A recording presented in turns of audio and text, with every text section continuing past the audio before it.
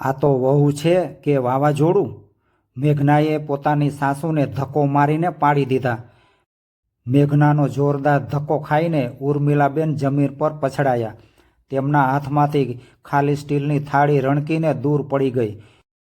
ખૂણામાં પડેલી લાકડી પણ જાણે તેમનો સાથ છોડી ગઈ હોય તેમ ફરશ પર વેરાઈ ગઈ.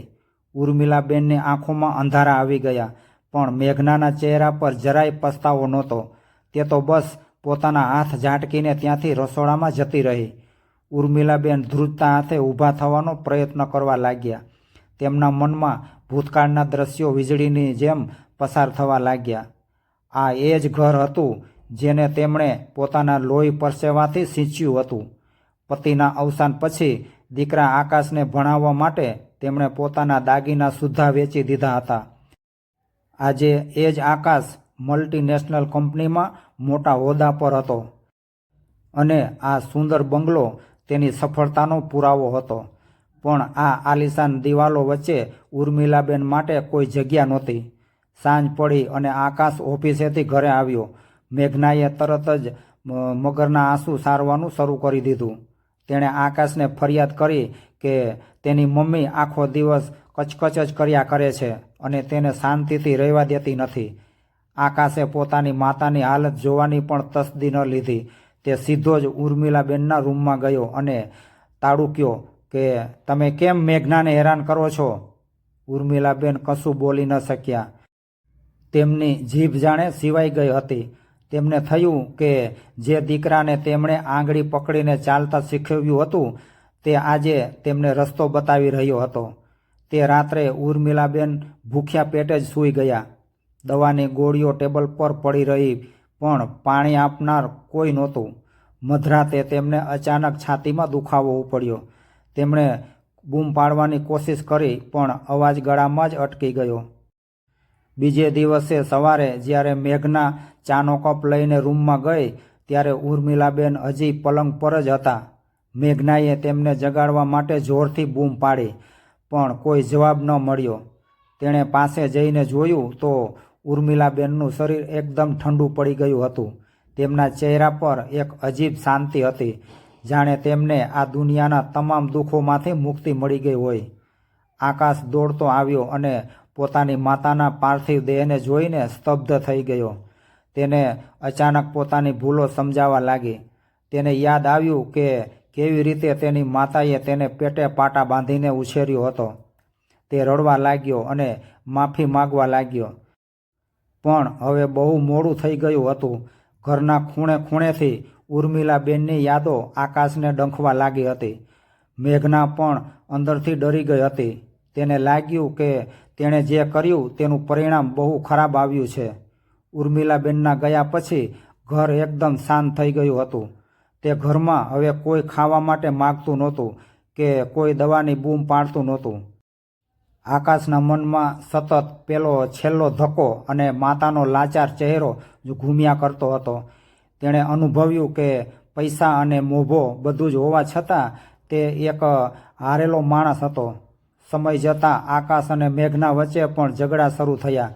મેઘનાને હવે પસ્તાવો થતો હતો કે તેણે એક વડીલની છત્રછાયા ગુમાવી દીધી હતી. પાડોશીઓ પણ વાતો કરવા લાગ્યા હતા કે કેવી રીતે એક હસતા રમતા પરિવારનો અંત આવ્યો.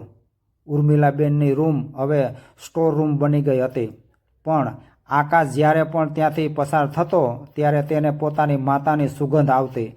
તેને લાગતું કે તેની મા હજી પણ ત્યાં જ બેઠી છે અને તેની રાહ જોઈ રહી છે. આ વાર્તા એવા અસંખ્ય વડીલોની છે કે જેઓ પોતાના જ ઘરમાં પરાયા બનીને જીવે છે. સંતાનો ભૂલી જાય છે કે આજે જે માતા પિતા લાચાર છે તેમણે જ તેમને સક્ષમ બનાવ્યા છે. ઉર્મિલાબેન તો જતા રહ્યા હતા, પણ આકાશના હૃદયમાં કાયમ માટે એક પસ્તાવો છોડી ગયા હતા, જે તેને આખી જિંદગી ઊંઘવા દેવાનો નહોતો. જીવનમાં જ્યારે સંબંધોની કિંમત સમજાય ત્યારે ક્યારેક બહુ મોડું થઈ જતું હોય છે અને પછી માત્ર યાદો અને પસ્તાવો જ બાકી રહે છે. ઉર્મિલાબેનના અવસાનને 1 વર્ષ વીતી ગયું હતું, પણ ઘરની હવામાં હજી પણ એક પ્રકારનો ભારેખમ સન્નાટો વ્યાપેલો હતો. આકાશ હવે પહેલાં જેવો રહ્યો નહોતો. તે મોડી રાત સુધી ઓફિસમાં રહેતો, જેથી તેને ઘરમાં જઈને એ ખાલીપો ન સાલવે. મેઘના પણ હવે બદલાઈ ગઈ હતી. જે ઘરમાં તે પહેલાં રાણીની જેમ હુકમ ચલાવતી હતી ત્યાં હવે તેને એકલતા ખાવા લાગી હતી. ઉર્મિલાબેન જે કામો ચૂપચાપ કરી લેતા હતા તે હવે મેઘનાએ જાતે કરવા પડતા હતા. ત્યારે તેને સમજાતું હતું કે ઘરની વડીલ વ્યક્તિ માત્ર ખાટલો તોડવા માટે નથી હોતી, પણ તે આખા ઘરની કરોડરજ્જુ હોય છે. એક દિવસ મેઘના રસોડામાં કામ કરી રહી હતી ત્યારે તેના હાથમાંથી કાચનો ગ્લાસ છૂટી ગયો અને તેના ટુકડા જમીન પર વેરાઈ ગયા. તે અચાનક ધ્રુસકે ને ધ્રુસકે રડી પડી. તેને યાદ આવ્યું કે કેવી રીતે તેણે ઉર્મિલાબેનને એક રોટલી માટે તડપાવ્યા હતા. આકાશ જ્યારે ઘરે આવ્યો ત્યારે તેણે મેઘનાને રડતી જોઈ. તેણે પૂછ્યું કે શું થયું મેઘના? પરંતુ મેઘના પાસે એનો કોઈ જવાબ નહોતો. તે માત્ર એટલું જ બોલી શકી કે મને માફ કરી દ્યો આકાશ. આકાશે તેનો હાથ પકડ્યો અને તેને શાંત પાડી. તે રાત્રે બંનેએ નક્કી કરી લીધું હતું કે તેઓ આ પસ્તાવાની આગમાં બળવાને બદલે કંઈક એવું કરશે કે જેનાથી ઉર્મિલાબેનના આત્માને શાંતિ મળે. આકાશે શહેરના બહારના વિસ્તારમાં એક વૃદ્ધાશ્રમમાં જવાનું નક્કી કર્યું. ત્યાં જઈને જ્યારે તેણે જોયું કે કેટલાય વડીલો પોતાના સંતાનોની રાહ જોઈ રહ્યા છે ત્યારે આકાશનું હૃદય ભરાઈ આવ્યું.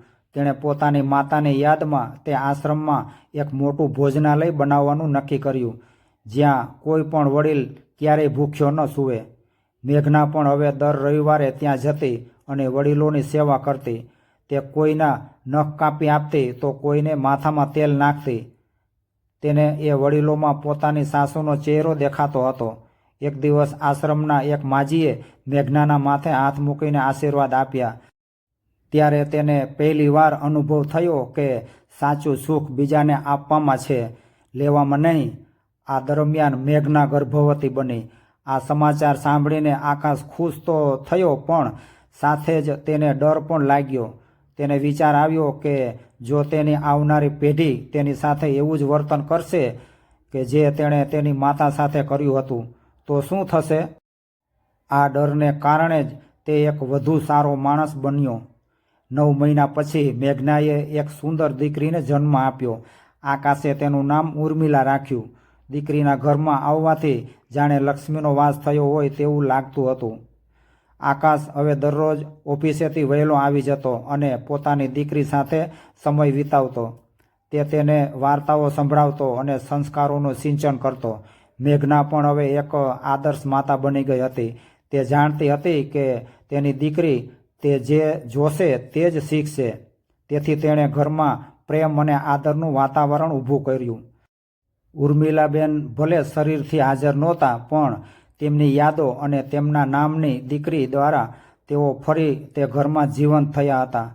આકાશ અને મેઘનાએ સમજી લીધું હતું કે ભૂતકાળને બદલી શકાતો નથી, પણ ભવિષ્યને ચોક્કસ સુધારી શકાય છે. વડીલોના આશીર્વાદ એ ઘરનું સૌથી મોટું કવચ છે અને તે કવચને તોડવું એટલે પોતાના વિનાશને નોતરવું. વર્ષો પછી જ્યારે નાની ઉર્મિલા મોટી થઈ ત્યારે તે પોતાની દાદીના ફોટા સામે દીવો કરતી અને તેને લાગતું કે તેની દાદી તેના પર સ્મિત રેલી રહ્યા છે. નાની ઉર્મિલા હવે 7 વર્ષની થઈ ગઈ હતી. તે આબેહૂબ તેની દાદી જેવી જ દેખાતી હતી. એક દિવસ બપોરે આકાશ અને મેઘના સોફા પર બેસીને જૂના આલ્બમ જોઈ રહ્યા હતા ત્યારે ઉર્મિલા દોડતી દોડતી આવી અને આકાશના હાથમાંથી એક જૂનો ફોટો ખેંચી લીધો. આ એ જ ફોટો હતો જેમાં ઉર્મિલાબેન યુવાન હતા અને આકાશ તેમની ગોદમાં રમી રહ્યો હતો. નાની ઉર્મિલાએ પૂછ્યું કે પપ્પા, આ દાદી અત્યારે ક્યાં છે અને તે કેમ ક્યારેય અમારી સાથે રમવા નથી આવતા? આ પ્રશ્ન સાંભળતા જ આકાશ અને મેઘનાની નજર નીચે નમી ગઈ. મેઘનાની આંખોમાં પાણી આવી ગયા. તેણે દીકરીને પાસે બેસાડી અને કહ્યું કે દાદી તો ભગવાનના ઘરે ગયા છે, પણ તે તને હંમેશા આકાશમાંથી જોતા જ રહે છે. તે જ સાંજે કંઈક એવું બન્યું કે જેણે આકાશ અને મેઘનાના હૃદયના ધબકારા વધારી દીધા.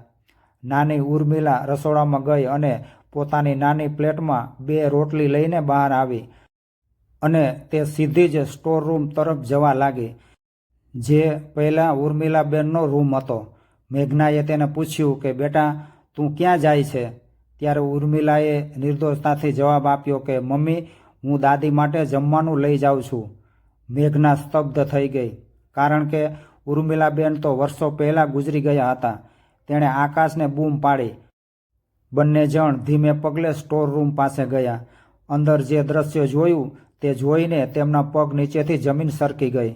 સ્ટોર રૂમના એક ખૂણામાં ઉર્મિલાબેનની લાકડી કે જે વર્ષોથી ત્યાં જ પડી હતી, તેની પાસે એક સાવ જર્જરિત હાલતમાં વૃદ્ધ સ્ત્રી બેઠી હતી.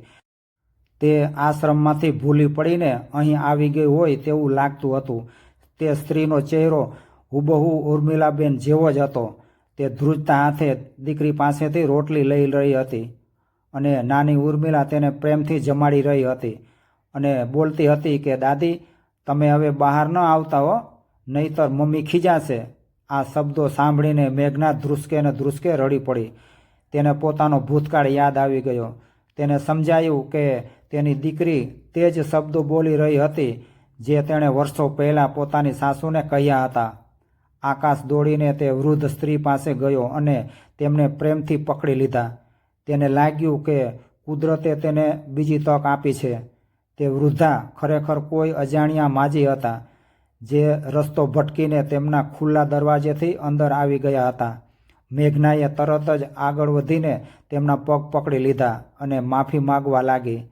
તેને તે અજાણ્યા માજીમાં પોતાની સાસુના દર્શન થયા. આકાશે તે માજીને પોતાના ઘરમાં કાયમ માટે આશરો આપ્યો. તેણે તે સ્ટોર રૂમને ફરીથી એક સુંદર બેડરૂમમાં ફેરવી દીધો. હવે ઘરમાં ફરીથી એ જ જૂની રોનક પાછી આવી હતી. મેઘના દરરોજ સવારે તે માજીને નવડાવતી, તેમને ગરમ જમવાનું આપતી અને તેમની દવાની પણ પોતે જ સંભાળ રાખતી. નાની ઉર્મિલા આખો દિવસ તેમની આજુબાજુ રમતી રહેતી. પાડોશીઓ જે પહેલાં ટીકા કરતા હતા તેઓ હવે આ પરિવારના વખાણ કરવા લાગ્યા હતા. આકાશને હવે સમજાઈ ગયું હતું કે ભગવાન જ્યારે માફી આપે છે ત્યારે તે કોઈને કોઈ સ્વરૂપે સુધરવાની તક પણ આપે છે. જે રૂમમાં તિરસ્કાર હતો ત્યાં હવે પ્રેમનો પગરવ હતો. ઉર્મિલાબેન ભલે નહોતા પણ તેમની આત્મા ચોક્કસ આજે રાજી થઈ રહી હશે, કારણ કે તેમનો દીકરો અને વહુ સાચી દિશામાં ચાલી રહ્યા હતા. મિત્રો, જો આ વાર્તાએ તમારા હૃદયને સ્પર્શ કર્યો હોય અને તમને આમાંથી કંઈક નવું શીખવા મળ્યું હોય તો આ વિડીયોને લાઈક જરૂર કરજો. તમારા એક શેરથી કદાચ કોઈના ઘરના સંબંધો સુધરી શકે છે. એટલે તમારા મિત્રો અને પરિવાર સાથે આને શેર કરવાનું ભૂલતા નહીં. આવી જ બીજી પ્રેરણાદાયી અને હૃદયસ્પર્શી ગુજરાતી વાર્તાઓ જોવા માટે અમારી ચેનલને અત્યારે સબસ્ક્રાઈબ કરો અને બેલ આઇકન દબાવો, જેથી દરેક નવી વાર્તાની અપડેટ તમને મળતી રહે. તમારા મંતવ્યો અમને કોમેન્ટમાં જરૂરથી જણાવજો. આભાર. જય શ્રી કૃષ્ણ.